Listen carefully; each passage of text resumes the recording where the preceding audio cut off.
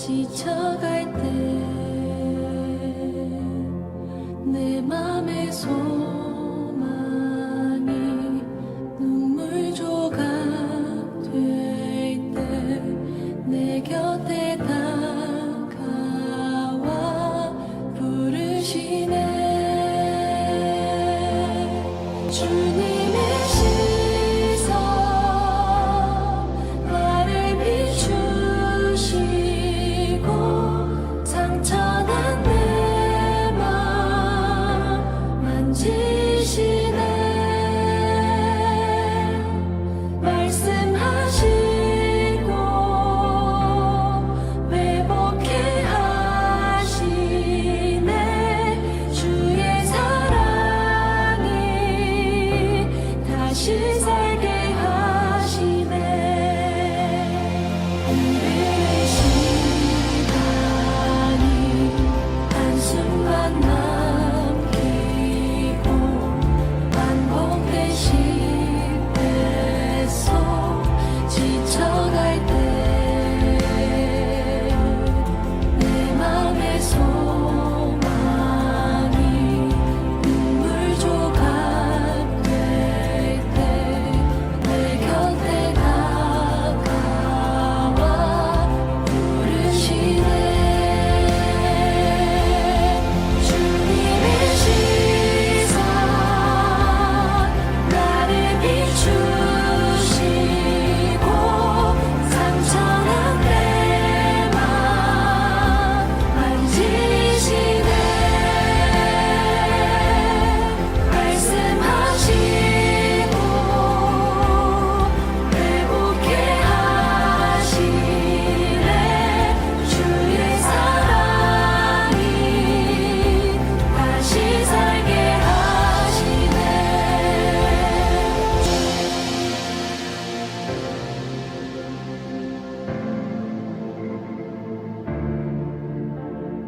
주를 봅니다.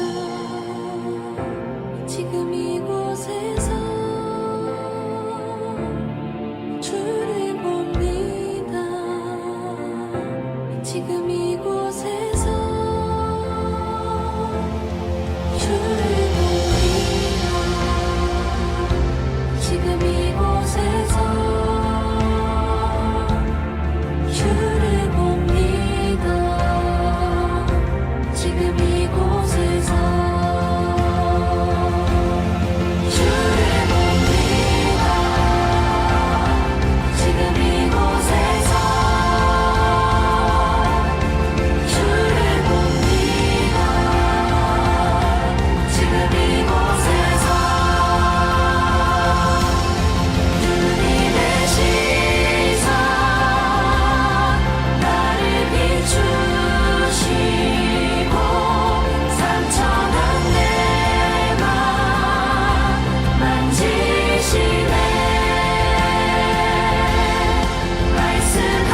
말씀하시고 회복해 하시네. 주의 사랑이 다시 살게 하시네. 주님의 시선 나를 비추시고 상처난 내 맘 만지시네. 말씀하시고 회복해 하시네. 주의 사랑이 다시 살게 하시네.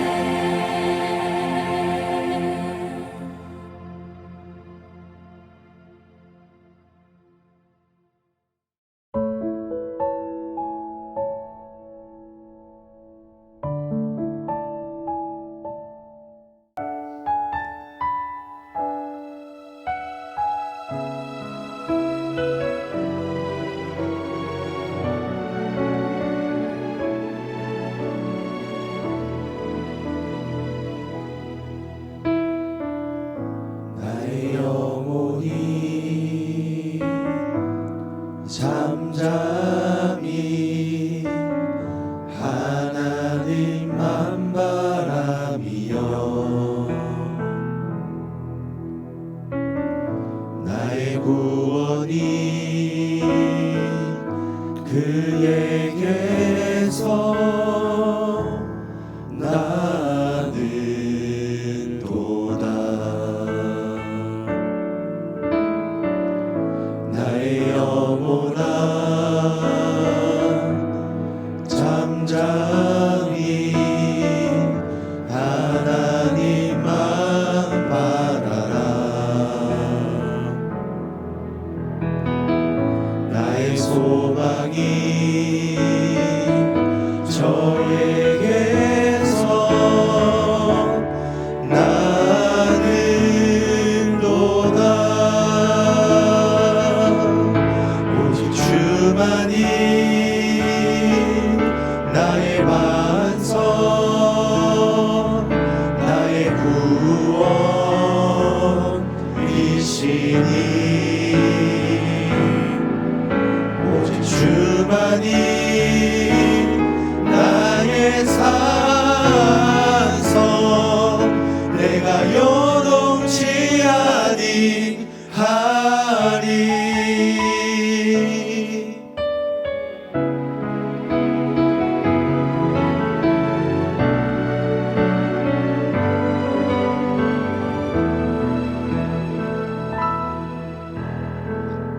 나의 영혼아 잠잠히 하나님만 바라라. 나의 소망이 저에게서 나는 도다. 오직 주만이 나의 반석 나의 구원이시니 오직 주만이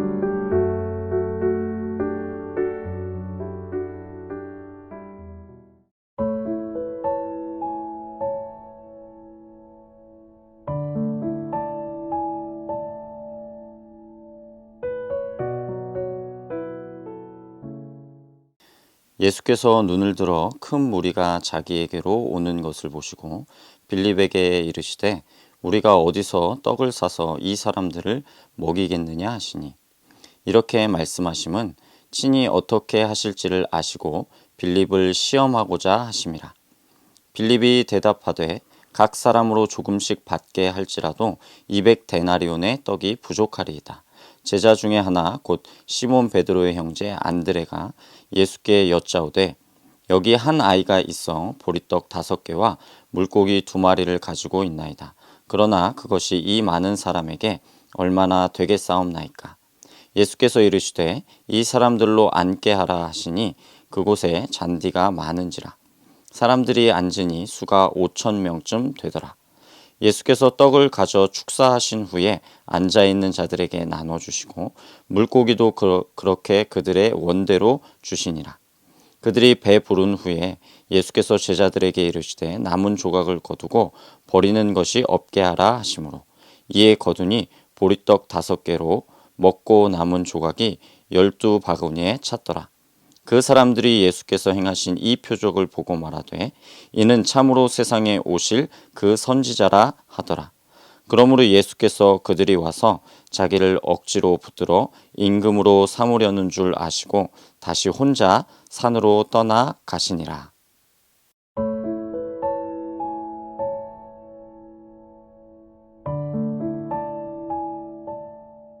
할렐루야, 반갑습니다. 저는 호산나 중등부를 섬기는 박형민 목사입니다. 오늘 말씀을 통해서 각 가정 가운데 하나님의 은혜가 풍성히 누려지기를 간절히 소망합니다. 오늘 우리가 나눌 본문 말씀은요, 우리가 잘 알고 있는 오병이어 사건입니다. 어릴 적부터 많이 들어와서 익숙한 본문이라고 생각이 됩니다. 그래서 자칫 식상할 수 있지만 이 말씀은요, 사복음서 모두에 기록될 만큼 중요한 말씀이고요. 그 의미가 아주 풍성한 말씀입니다. 그러니 익숙함과 식상함을 잠시 내려놓고 말씀에 귀 기울이기를 간절히 소망합니다. 오늘 본문 말씀을 보자면 예수님께서 갈릴리 바다 건너편으로 가십니다. 그런데 큰 무리가 예수님을 따라오죠. 그리고 예수님과 제자들이 산 위에 오르셨을 때 예수님은 자신에게 오는 큰 무리를 보게 됩니다. 이때 우리 주님은 제자들 가운데에 빌립이라고 하는 제자에게 질문을 던지십니다. 5절입니다. 예수께서 눈을 들어 큰 무리가 자기에게로 오는 것을 보시고 빌립에게 이르시되 우리가 어디서 떡을 사서 이 사람들을 먹이겠느냐 하시니 라고 빌립에게 질문을 던지시죠. 빌립으로서는 이 질문이 굉장히 당황스러웠을 것으로 생각이 됩니다. 왜냐하면요, 먼저 시간적으로 먹을 것을 구하기 힘든 상황이었기 때문입니다. 날이 저물어가는 시간이었기 때문이죠. 다른 복음서들에 보면 날이 저물어라고 말씀을 합니다. 시간적으로 먹을 것을 구하기 힘든 상황이다 라는 이야기죠. 또 장소적으로도 먹을 것을 구하기 힘든 상황이었습니다. 왜냐하면 주변에 아무것도 없는 상황이었기 때문이죠. 누가복음을 보면 오늘 본문의 장소를요, 빈들이라고 표현을 하고 있습니다. 오늘 본문에서도 산 위에 라고 표현하고 있습니다. 이것은 무엇을 말할까요? 지금 있는 장소가 먹을 것을 구할 수 있는 장소가 아니라는 것입니다. 이러한 상황 가운데 예수님은 빌립에게 물은 것입니다. 5,000명을 먹을 떡을 어디서 구하겠느냐라고 말이죠. 지금 시간적으로나 장소적으로나 떡을 구하기 힘든 상황인데 거기에 더하여서 5,000명 분을 어디서 구하겠냐고 예수님께서 물어보시니 빌립으로서는 굉장히 당황스러울 것으로 생각이 됩니다. 누가복음에 보면 남자만 5,000명 정도 된다고 말씀하고 있습니다. 여기에 여자와 아이들까지 포함하면 적게는 10,000명, 많게는 20,000명 정도 되었을 것이라고 학자들은 추측을 합니다.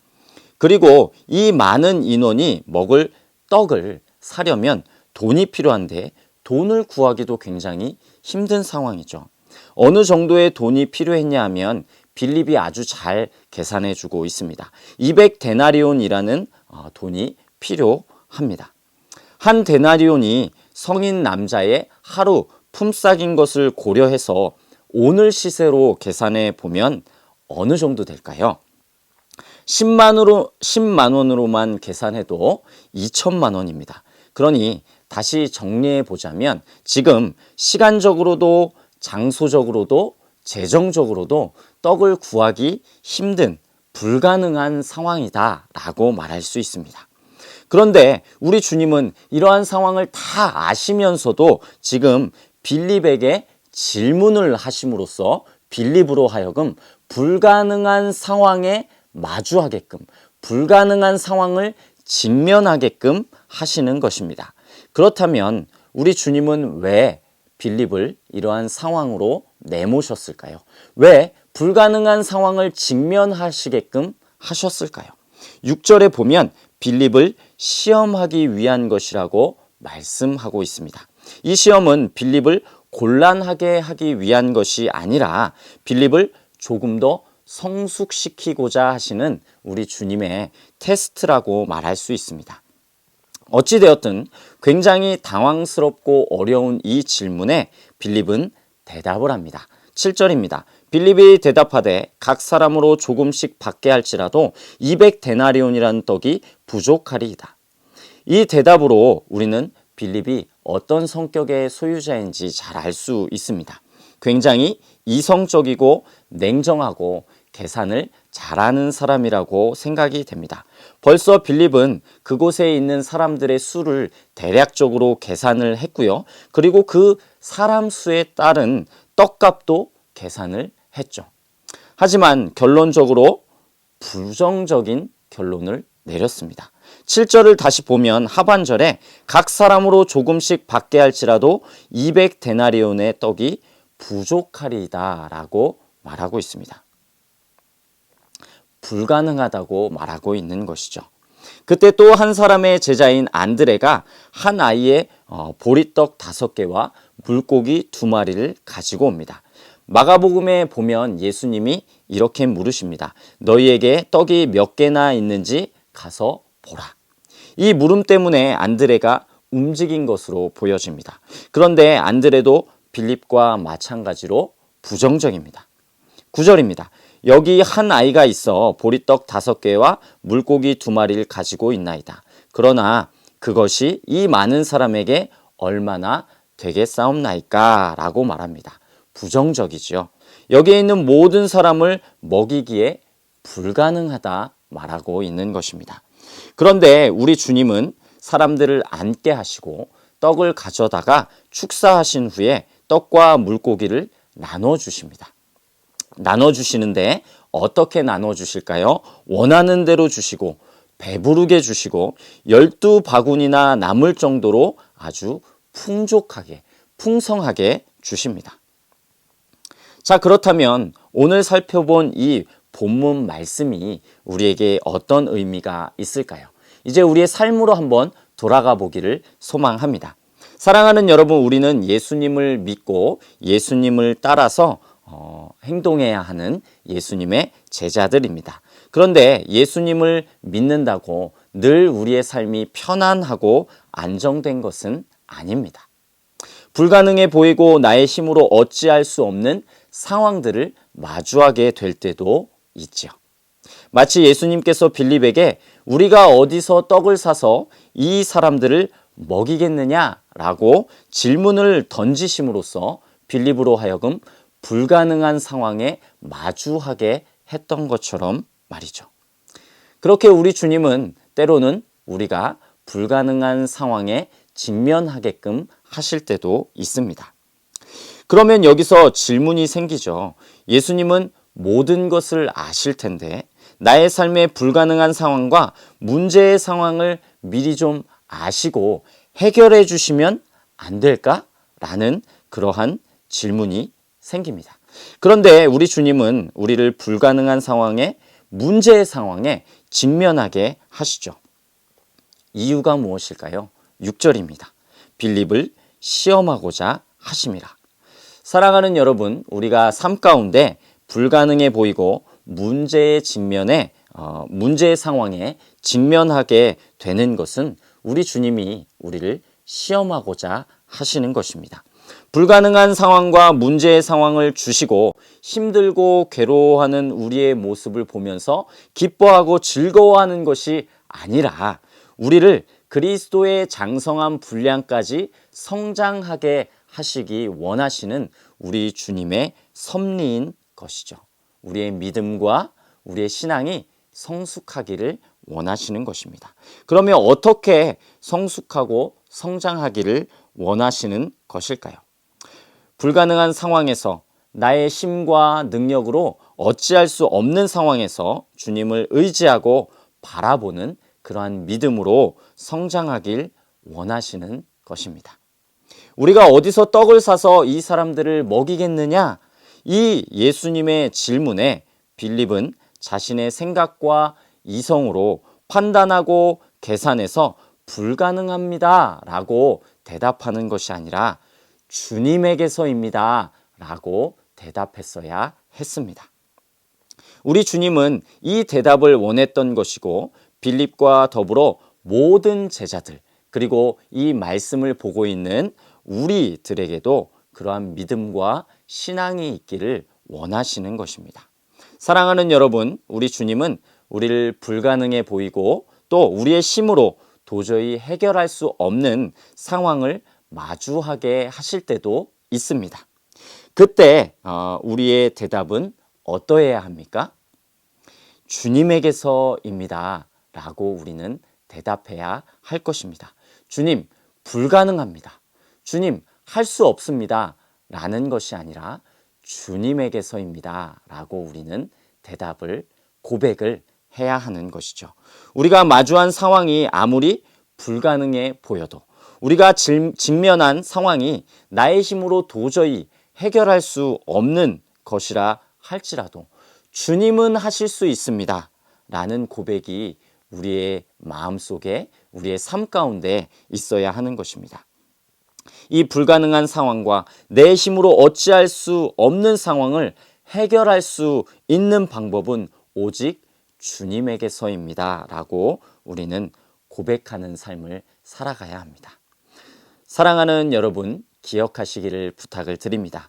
불가능해 보이고 내 힘으로 해결할 수 없는 상황을 직면하게 될 때에 우리의 이성과 우리의 판단으로 계산적으로 생각해서 불가능합니다 라고 말하는 것이 아니라 오직 주님께서 해결하실 수 있습니다 라고 고백하는 우리의 삶이 되기를 간절히 소망합니다. 이번 한 주간도 이 말씀 붙들고 우리의 삶을 살아내기를 간절히 소망합니다.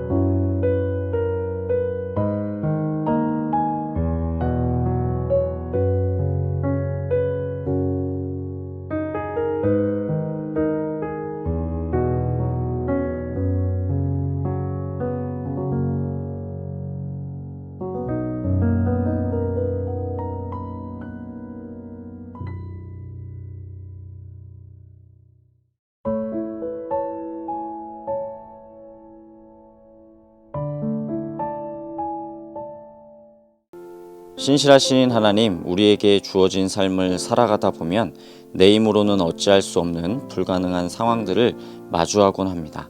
하지만 그런 상황을 마주할 때 좌절하고 낭망하는 것이 아니라 우리의 믿음을 성숙시키려는 예수님의 질문이라는 것을 기억하고 오직 주님만이 해결하실 수 있습니다 라고 고백하며 주님만 의지하는 우리의 인생 될 수 있도록, 우리 각 가정이 될 수 있도록 주님께서 인도하여 주시옵소서. 이 모든 말씀 우리의 주인 되시는 예수님의 이름으로 기도합니다. 아멘.